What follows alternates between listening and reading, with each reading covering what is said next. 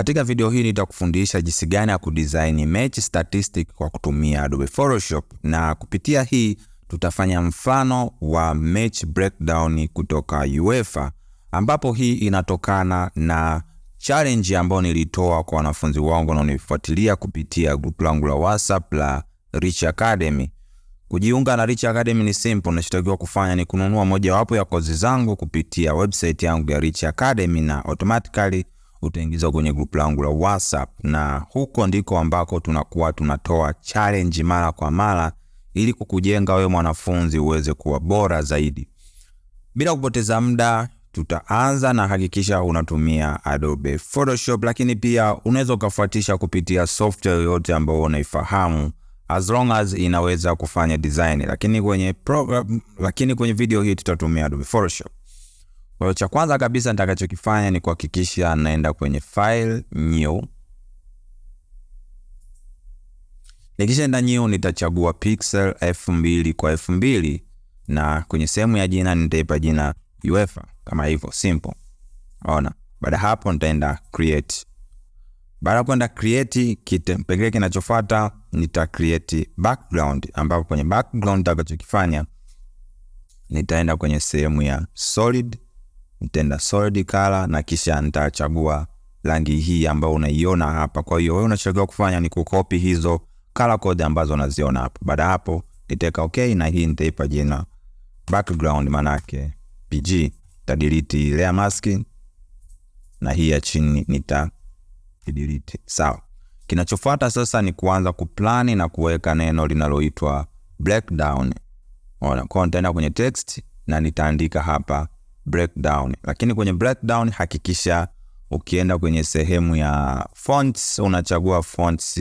Nimetumia fonts inaitwa Duera, na size nitaweka 31 na rangi nitaweka nyeupe kama hivi, ama unaweza ukatumia fonts yoyote na ukaribiana na hii. Kwa hiyo mimi nitaandika the breakdown kama hivi. Kama hivyo unaweza kuona, na nitahakikisha nabonyeza V ili kuja kwenye move tool, na kisha nitaenda kwenye hizi dots tatu, nitasema canvas na nitaweka center, na nitashusha chini kidogo kama hivi. Sawa. Kwa hiyo baada hapo kinachofuata ni kuanza kutengeneza zile shape ambazo zitabeba vikorokoro vingine ambavyo nitaviweka. Kwa nitakachokifanya nita click kwenye sehemu ya shape, kisha nita double click. Itakuja hii ambayo kazi yake ni kuweka vipimo vya hiyo shape. Kwa hiyo kwenye vipimo nitaweka size ifuatayo, nitaweka 1750, na kwenye sehemu ya upana urefu kwenda juu nitaweka 117, kisha nitaweka okay. Kwa tutapata shape kama hii, lakini shape yangu ina stroke. Kwa hiyo nitaenda kwenye sehemu ya properties, ambapo kama properties huioni kwenye kompyuta yako, make sure unaenda kwenye view na window, kisha unahakikisha properties ina tiki. Kwa hiyo nikienda kwenye properties nitahakikisha stroke naweka none.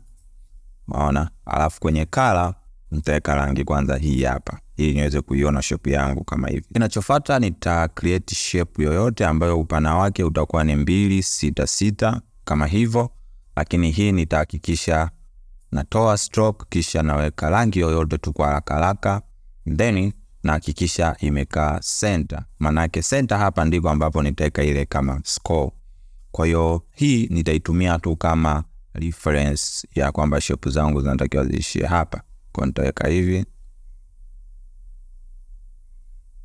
Sawa, kama reference. Kwa sababu ni reference nitaidelete. Baada ya hapo nitakuja nitabonyeza Control J kuweza kucopy huyu, na baada ya kumcopy nitaweka rangi yoyote kwa sababu nataka kwanza niione. Baada ya hapo nitabonyeza Control T kuweza kuscale. Kwa nitavuta huyu, umeona, mpaka hapa hivi. Nita confirm, na yeye pia nitabonyeza Control J, nitamweka hapa hivi. Kwa nitakachokifanya nitaenda kwenye pen tool na utaenda sehemu imeandikwa add anchor point. Baada ya kuenda hapo, maana yake tuta add anchor point, nita click hapa hivi. Baada ya hapo nitaenda kwenye sehemu ya direct move ambayo ni hii hapa, then nita move. Lakini nikimove unaweza ukaona inatengeneza kama curve, na mimi sitaki curve. Kwa nitakachokifanya nitaenda kwenye sehemu tena ya pen tool na nitasema convert to corner points. Kwa nikiklik hii inakuwa ni corner point. Kwa nikirudi tena kwenye direct select nitaipeleka hivi chini kama hivyo. Sawa, hapo inakuwa iko fresh. Nitaenda kwenye layer yangu hii ya rectangle, nitaenda effects, nitaenda gradient overlay. Nikienda kwenye gradient overlay, automatically utaweka rangi hizi ambazo unaziona hapo. Kwa utaweka okay. Na kwenye sehemu hii nako utaenda effects, utaenda gradient overlay. Kama hivi unaweza kuona rangi utaweka hizo, ambapo kwenye sehemu ya rangi ya kwanza hii utaweka hii na rangi ya pili utaweka hii. Kama hivi unaweza kuona. Hiki ni kitu ambacho tayari nilikwisha kifanya, ndio maana unaona kila kitu kinaenda sawa. So baada ya hapo kinachofuata sasa ni kuweka logo za timu husika. Kwa nitakachokifanya nitaenda kwenye file place linked. Kwa ni file place linked kama unavyoweza kuona. FC photo tutachukua nitaiweka hapa hivi, ambapo kwenye size hapa nitaweka 3.3 kama hivyo unaweza kuona. Na baada hapo nitaenda tena file place linked. Kinachofuata sasa ni kuweka ile score ambayo tunatakiwa tuiweke. Kwa nitaandika huku 1 na font nitabadilisha, ambayo nitaweka hii regular. Nitaweka hivyo, na kwenye size nitaweka 12 kama hivi. Nitasogeza kushoto, nitabonyeza Ctrl J, huyo nitampeleka kulia kama hivi. Nitaweka 0 na kisha hapa katikati nitaweka kidude ambacho kitakuwa kinawatenganisha scoreboard. Nitaenda kwenye stroke nitaweka none, na nitaenda kwenye fill nitaweka rangi hiyo hapo unaweza kuiona, lakini hakikisha hiki kidude kimekaa katikati kama hivyo, na nitakishusha chini kama hivi. Baada ya hapo nita create tena shape nyingine. Kwa nitaenda kwenye rectangle tool, nita double click. Baada ya ku double click nitahakikisha naweka settings zifuatazo, ambazo kwenye upana nitaweka 15, 18, na kwenye sehemu ya height nitaweka 2. Kama hivyo unaweza kuona nitaweka okay. Hii nitaiweka hapo. Nita create shape nyingine, nita double click, nitaandika 17, 50, kisha kwenye sehemu ya height nitaweka 4. Kwa nitaweka okay. Kwa tutakuwa na kitu kama hiki. Kwa nitaweka hapa juu. Baada hapo nitaenda kwenye effects, nitaenda gradient overlay. Kisha kwenye gradient overlay nitaweka gradient ambayo ni hii hapa. Nilikwisha create, nitaweka okay. Lakini kama nataka kuona rangi zake, rangi ya kushoto ni hii hapa, rangi ya kulia ni hii hapa. Nitaweka okay. Tutabadilisha blending mode kutoka kwenye normal na tutaweka screen kama hivyo unaweza kuona, lakini nita double click, nitaipush gradient kuelekea huku kidogo kama hivi. Kama hivyo nitaweka okay. Kimekuwa too much kama hivi, na baada hapo utakishusha chini kidogo kama hivi. Maybe tunaweza tukazoom tukaangalia inaishia wapi. Kwa nitaiweka hapo, nitaweka 0. Kila kitu kipo sawa. Maybe tunaweza tukaipush kushoto kidogo, kwa maana iwe hivi. Sawa. Na baada hapo kinachofuata kingine sasa ni kuanza kuandika hizi taarifa za possession pamoja na shot on targets. Kwa nitaanza na possession, kwa maana yake nita click hapa, nitaandika possessions kama hivyo. Nitachukua nitaweka hapa hivyo. Kwenye size nitaweka 11, alafu nitaweka 25 kama hivyo. Nitaweka hapa hivi possession, lakini zinakuwa by percentage. Kwa nitaandika percent kama hivyo. Nita double click, tabonyeza enter, nitaandika shot on target, tabonyeza enter, nitaandika yellow cards kama hivi. Baada hapo nita double click na nitahakikisha nakaa hivi, na kwenye sehemu ya gap kati ya line moja na line nyingine tutatanua hivi ili tupate sehemu za kuweka line kama hivyo. Kwa hiyo tutaweka 24 kama hivyo. Baada hapo nitaenda kwenye sehemu ya line, nitaweka canvas na nitasema line center kama hivi. Kwa baada hapo kinachofuata ni kuhakikisha hii mistari hii mistari inakaa sehemu ambako ni sahihi. Kwa tutashusha kama hapa hivi, na rangi utabadilisha, utaweka nyeupe, lakini hii nyeupe ni kali sana, utaenda sehemu ya opacity, utaweka 20 kama hivi. Na hii line hakikisha imealign center kama hivi.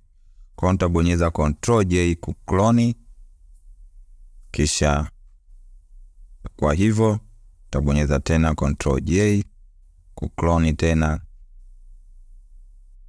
itakuwa kama hivi. Nitaenda kwenye position na makorokoro mengine nitabonyeza Ctrl J, ambaye huyu nitakachokifanya atakaa upande wa huku, ambapo atabeba taarifa zifuatazo: 40 enter 5 enter 1 kama hivyo.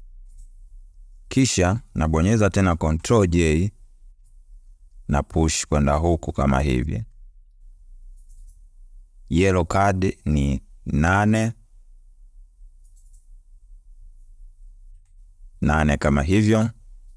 Shot on targets 3, possession 60. Baada hapo nitaandika neno see all stats. Kwa nitaandika neno see all stats kama hivyo. Taweka hapa kama nitaline center kama hivi, pandisha juu. Baada hapo nita create shape ya rectangle kama hivi.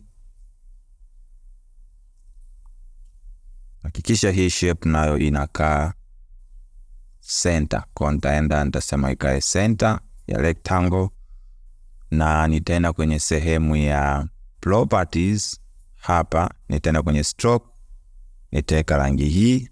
Kwenye fill nitaweka none, maana yake hamna rangi. Lakini kwenye stroke ni kubwa, nitaweka 5, nitabonyeza enter, na kwenye sehemu hii inabidi iwe round corner, nitaweka 20 kama hivyo.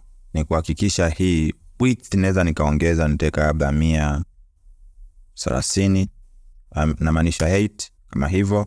Kisha nitamselect huyu na see all start, nitabidi ni wa align. Kwenye selection nitasema horizontal and vertical center kama hivi. Sawa. Lakini all start neno nalo inabidi liwe na rangi nzuri, kwa nitaweka rangi hii kama hivyo, nita confirm. Baada hapo tunatakiwa tu create shape nyingine, ambayo hii shape itakaa nyuma ya huyu. Kwa nita double click kama hivyo, na baada hapo nitaweka settings zifuatazo, ambazo nitaweka 1925 kwa 738 kama hivyo, nitaweka okay. So baada hapo tutakuwa na shape kama hii. Hii shape hakikisha unaialign kwenye canvas ikakaa center kama hivi. Lakini kwenye section ya stroke kama kawaida tutasema none, na tutaipandisha chini kama hivi. So nitabonyeza Ctrl T kuscale, ambapo nita scale huyu aishie hapa na huku aishie hapa kama hivi. Baada hapo nitaenda kwenye alignment, nitasema iwe center kama hivi. Lakini kona zake hazitaki kuwa sharp, kwa nitakachokifanya nitaenda kwenye sehemu ya round corner, nitaweka 10 kama hivyo, kwa itakuwa iko rounded. Lakini huyu anabidi ashuke chini kabisa ya wenzake, kwa nitakachokifanya nitamshusha chini kabisa, atakaa hapa Kwa utaenda effects, gradient overlay, kisha enda kwenye gradient overlay, hakikisha unaenda kwenye sehemu ya library, nitachagua hii hapa. Kama ufahamu hizi rangi, utaangalia utaweka rangi hii hapa kwenye upande wa kushoto, na kwenye upande wa kulia utaweka rangi hii hapa. Sawa. Nitaenda kwenye reset alignment. Nikisha reset alignment kama hivi, kisha nitataka niweke mfano 90 kama hivi, kwa kila kitu kiko fresh hapo. Nitaweka okay. Kingine tulichobakiza ni kuhakikisha tunaandika maneno, hii ni timu gani na hii ni timu gani. Hapa nitaandika Barcelona, tasogeza hapa hivi, tabadilisha, taka rangi nyeupe,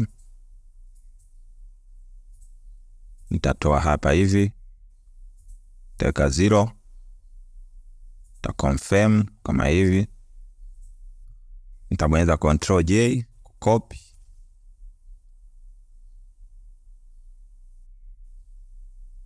taandika FC Porto. So kitu cha mwisho ambacho nitafix, nitaenda kwenye rectangle hii, nitabonyeza Ctrl T, kisha nita push kwenda hivi, na hapo nita push kwenda hivi.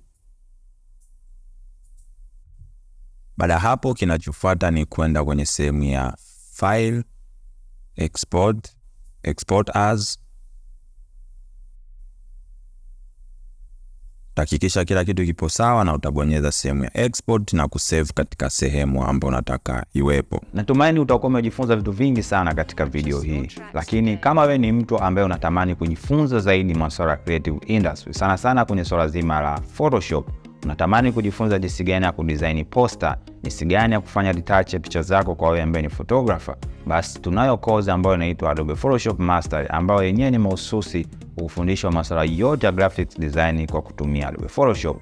Kujiunga ni rahisi sana. Unachotakiwa kufanya, chini ya video hii kuna linki ambayo nimeiweka, itakupeleka moja kwa moja kuweza kujisajili na kufanya manunuzi ya hiyo course. Lakini pia hapo chini pia kuna linki ambayo itakupeleka kwenye website yetu ambayo utaweza kujifunza kupitia course tofauti zinazofundisha masuala yote ya creative industry, nikimaanisha video editing, motion graphics, masuala ya 3D, web design na course nyinginezo zaidi. Kujua zaidi, bonyeza linki ambayo ipo hapo chini kama nilivyokueleza. Lakini pia nitashukuru sana endapo utasubscribe kwenye channel hii, ama kulike video hii, ama kuniandikia chochote katika sehemu ya comments ili nijue upo na mimi. Asante sana, na tukutane tena wakati mwingine.